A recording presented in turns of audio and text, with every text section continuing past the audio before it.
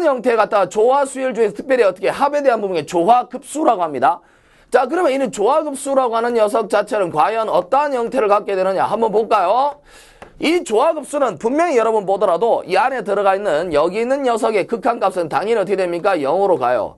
이게 0으로 감에도 불구하고 이 녀석은 뭐냐? 발산하는 대표적인 내용이 됩니다. 반드시 알아둬야 돼요. 어떤 내용이냐면 반드시 이 녀석을 볼 때 첫 번째 뭘 볼 거냐면 예를 들어서 이게 1 더하기 2분의 1 더하기 3분의 1. 자, 4분의 1 이렇게 해서 두두두두두두 가서 블라블라블라블라 n분의 1에다가 블라블라블라 이렇게 가는 거잖아. 자, 이렇게 해서 만들어졌다고 친다면 얘는 당연히 어떻게 됩니까? 우리가 한번 비교를 해볼게요. 뭐랑 비교하냐면 자, 1인데 1 더하기 얼마? 2분의 1이죠? 자, 이 3분의 1보다는 누가 4분의 1이 더 작죠? 분모를 갖다 내가 더 크게 했잖아. 분모를 더 크게 하면 작게 져야 되는 건, 작아져야 되는 거 아닙니까? 그렇죠? 말을 또 버벅거리는. 자, 여기서 4분의 1이에요. 더하기 쭉쭉쭉 가죠. 근데 여기 뒷부분을 똑같이 한번 써볼게요, 선생님이. 뭐를 볼 거냐면 4니까요. 그 다음 8분의 1. 원래 5분의 1 자리에, 그 다음에 6분의 1 자리에, 7분의 1 자리에, 그 다음에 8분의 1 자리에. 이런 식으로 한번 써보려고 합니다. 분명히 여기 있는 녀석은 여기 있는 녀석보다 더 작다라고 하는 것은 당연한 얘기죠. 맞죠? 자, 그렇다면요. 이렇게 주어진 녀석 자체를 가만히 들여다본다면 얘는 1 더하기에다 2분의 1에다가 더하기 4분의 2니까 2분의 1이죠? 8분의 4니까 얼마가 됩니까? 2분의 1이에요. 자, 이렇게 가죠. 자, 그렇다면 이건 어떻게 됩니까? 1 더하기 1 더하기 1 이렇게 갑니다. 결론적으로 1을 계속해서 더한다면 뭐가 됩니까? 무한대가 나오겠죠. 이 무한대가 나오는데 그 무한대보다 더 큰 녀석을 나타내니까 당연히 뭐가 됩니까? 발산할 수밖에 없죠.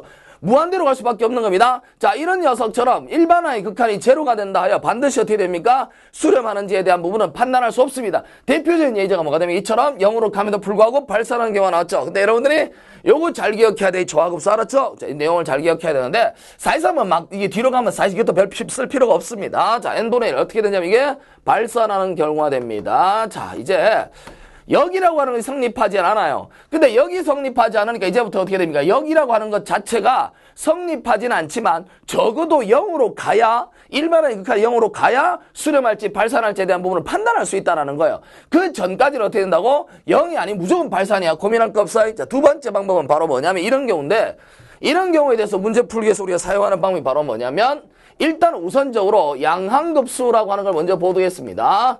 이 양항급수라고 하는 것은 뭐냐면 파저티브예요. 그러니까 무조건 항이 양수란 얘기예요. 그러니까 이게 뭐냐면 AN이라고 하는 것이 양수가 될 때에 대한 부분을 우리가 판단합니다. 이제부터 나오는 모든 내용은 다 뭐라고? AN이 양수일 때를 설명하는 거야. 음수는 아니에요. 양수일 때만 성립하는 거야. 자, 양수일 때를 쓰겠습니다. 이제 이 양항급수라고 하는 것을 판단하기 위해서 첫 번째 이제 양항급수 중에서 자, 양항급수 중에서 우리가 판단해야 될 내용이 있습니다. 어떤 게 있냐면 제일 첫 번째로 우리가 볼 내용 잘 봅시다. 0으로 일단 갔다 간 상태에서 이 양항 맞죠? 양수가 됩니다. 0으로 일단 갔다라고 할 때부터 이제 판단합니다. 어느 정도의 뭐가 됩니까? 아이디어나 개념은 알아야 풀 거 아니야. 그냥 갖다 쳐놓고 나서 그냥 쭉 그냥 이거 외워버린다고 하는 게 말이 안 되죠. 왜? 외우는 것도 어느 정도 것이지, 그치? 이 원리를 아는 게 중요해요. 자, 이제 쌤이 함수를 한번 표현해 보겠는데 이 X방향이라고 이거 Y방향 잡아놓고요. 이제 뭘 볼 거냐면 이 X방향이라고 하는 이 X축에다가 쌤이 자연수를 대응시킬 거야. 어쨌든 우리가 뭐를 볼 거냐면 양수이면서 감소하는 수열을 볼 거예요. 그러니까 여기서부터 양수이면서 감소하는 거예요. 그러니까 일반항 AN이 뭐라고? 이렇게 AN. 자, AN이라고 하는 녀석이 뭐가 된다고요? 양수가 됨과 동시에 이게 뭐냐면 AN과 AN 플러스 1이 어떻게 된다고? 뒤쪽 게 더 작은, 알았습니까? 0으로 가긴 가죠. 자꾸 감소하니까. 자, 이런 수열을 한번 볼 거예요. 자, AN에서 AN 플러스 1까지 이렇게 된다라고 봤을 때 이제 뭘 볼 거냐면 여기 나와 있는 이 식에서요. 자, 이제 선생님이 뭘 거냐? 자연수에 대응시킨다 그랬으니까 그러니까 여기다 한번 해볼까? 자, 그냥 빼고, 그 다음에 여기다 빼고, 그 다음에 여기다 빼고, 이런 식으로 한번 빼볼게요. 자, 이렇게 빼는 거야. 자, 이렇게 해서 쭉 빼다 보면 무슨 말이 나오냐면, 자, 여기서 우리가 선생님이 이렇게 해서 마치 정적분에서 리만 화합을 갖다 우리가 구하듯이 이런 식으로 한번 짜자. 짜자가 뭐야? 이 한번 짜보겠습니다. 알겠습니까? 자, 그렇다면 여기 나오는 녀석의 이쪽 부분이 있고요. 여기가 이렇게 있고 그 다음에 이렇게 계속 가잖아. 자, 우리가 정적분 생각해보세요. 자, 정적분 생각 안 하면 안 됩니까? 안 해도 돼요. 알겠어요. 관계없습니다. 일단 이렇게 모양을 만들 수 있겠죠. 그러면 우리가 수학적인 부분에 있어서 뭐 특별하게 고민하지 않더라도 여러분이 일반적인 부분을 보더라도 당연히 어떻게 됩니까? 우리 촬영하신 선생님한테 한번 여쭤볼까? 자, 이 위쪽에 있는 부분하고 아래쪽에 어디가 더 사각형 면적이 더 적어요? 아니면 이 빨간색 밑이 더 적어요? 대답을 안 하시네. 사각형 밑이 더 적죠? 그쵸?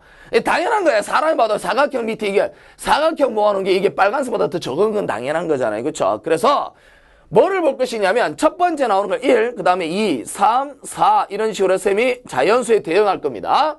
위에 나오는 것이 y equal fx라고 하는 녀석이 만들어져 있는데요. 자, 이 y equal fx에서 이 녀석을 뭐 x를 n으로 대응시킨다 그랬어요. 그러면 어떻게 된다고? fn이 되겠죠. f의 n을 뭐라 볼 거냐면 이런 식으로 대응을 한번 시켜볼게요. 자, 그러면 an이라고 하는 녀석으로 표현 한번 해봅시다. 그러면 여기가 1이 되니까 얼마 됩니까? 여기가 a1이 되겠죠. 이 간격이. 자, 간격 a1. 자, 간격 얼마? a2가 되겠죠. 간격 a3가 됩니다. 자, 이렇게 자자자작 착착 이렇게. 자, 이런 식으로 가다 보면 여러분 보세요. 요 사각형 면적, 사각형 면적, 사각형 면적 밑변기를 다 1로 일정하니까 뭐라고 쓸 수 있어? a1이라고 쓰고요. 그다음 얼마? a2라고 쓰고 a3라고 쓰고 막 쓰겠죠. 무한하게 다 더하면 사각형 면적을 다 합한 거잖아. 이걸 조합 다 합한다고 쳤을 때 생각해봐. 뚜루룩 다 간다고 친다면 여기 있는 녀석 자체는 어떻게 돼? n번째까지 다 더하게 되고 무한하게 가겠죠. 저 사각형 면적이 둘둘둘둘 가는 거야. 자, 이렇게 간다라고 쳤을 때 우리가 an까지 간다라고 친다면 일반적으로 이 녀석이 전체의 합은 마치 사각형 면적이랑 똑같고 얘는 어떨까? 지까지 날고 기어봐야 어떻게 된다고? 뭐보다 작다는 게 보이죠? 0에서부터 어떻게 됩니까? 또는 1에서부터 관계없습니다. 인테그랄 0에서부터 무한대까지. 알았습니까? 0에서부터 무한대까지. 무한대까지 뭡니까? 이 fx라고 하는 녀석이 an이죠.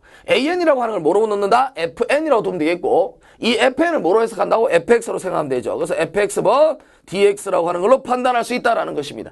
자, 이렇게 판단했을 때 얘가 얘보다 적은 건 당연한 거잖아요. 그렇죠? 결론은 이렇게 만들어진 위쪽 부분이 뭐가 된다면 기본적으로 생각할 때 뭐가 된다면 여기가 만약에 수렴하게 된다면 당연히 어떻게 된다고? 앞부분도 수렴하는 것은 당연한 것이죠. 결론적으로 이런 녀석을 우리 뭐라고 하냐면 이제 인테그랄 테스트 적분 판정법이라고 합니다. 자, 기본적으로 사용되는 판정법이기도 하고요. 이 적분 판정법을 쓰기 위해서는 당연히 뭐 적분 가능해야 되지만 무슨 놈이 시험에 적분 가능하냐 물어보지는 않겠죠. 공대에서. 그냥 결론적으로 뭘 묻냐면 그냥 이게 수렴하는지를 묻는 것이니까 그 아이디어를 정확히 알아야 돼. 적분 판정법을 쓰는데 인테그랄 테스트 영어 한번 써주자. 인테그랄 테스트. 인테그랄 테스트. 그쵸? 인테그랄 테스트. Yeah. 자, 이렇게 써주는데 자, 여기서 이렇게 만들어지는 것을 이렇게 수렴한다는 얘기. 이게 결론적으로 뭐냐면 기본적인 아이디어는 바로 얘예요. 어떤 수열을 받는데 0으로 가. 일단 자, 보세요. 일단은 0으로 가지 않는 경우는 발산을 하는 거야. 0으로 가지 않는 경우는 발산을 하는데 만약에 0으로 간다라고 쳤을 때는 어떻게 될지 몰라요. 자, 그래서 이게 양항이다라고 하는 것이 딱 포커스가 잡혀 있을 때는 물론 시험은 거의 다 양항이 나옵니다. 이런 경우에 한해서 무조건 뭐가 된다고요? 딱 봤는데 일반항이 항상 양수 양항 그리고 an이 an 플러스 1보다 어떻다는 얘기가 더 크더라. 감소하는 어떤 수열이더라 라고 나오면 무조건 뭐 한다고요? 적분을 때리는 거예요.